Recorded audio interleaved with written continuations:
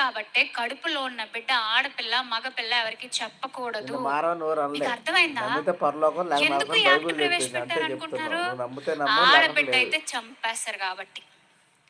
ఆడపిల్ల ఉంది కడుపులో అని తెలిస్తే చంపేస్తారు కాబట్టి. మీరు అనుకుంటారు ఊరుకోండమ్మా పిల్లలు లేనోళ్ళు ఎంత ఎదురు చూస్తారు ఎవరు చంపుకుంటారు అంటారా? మీరెప్పుడైనా విన్నారా? మీరెప్పుడైనా విన్నారా? ఇలాగా పిల్ల కడుపులో ఉన్న ఆడపిల్ల, ఒక ఆడపిల్ల ఉందని తెలిసినప్పుడు చంపేసినోళ్ళు మీకు ఎవరికైనా తెలుసా? నాకు తెలుసు. మా పెద్దన్నయ్యతో పాటు చదువుకున్న ఒక వ్యక్తి ఉన్నాడు. నేను పేరు చెప్పను గానీ, నాకు చిన్నప్పుడు నన్ను చదువు మానిపించొద్దని చెప్పేసి మాట్లాడిన ఆయన గూడా ఆయనే.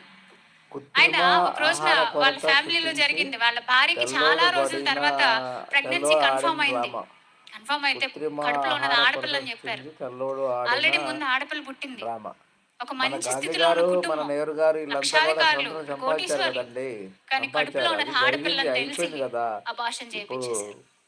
ఎంత 21 సెంచరీ బాధపడ్డానంటారు కదా ఆ ఇప్పుడు. వార్త విన్నప్పుడు నేను. చాలా ఏడుపొచ్చింది నాకు. అది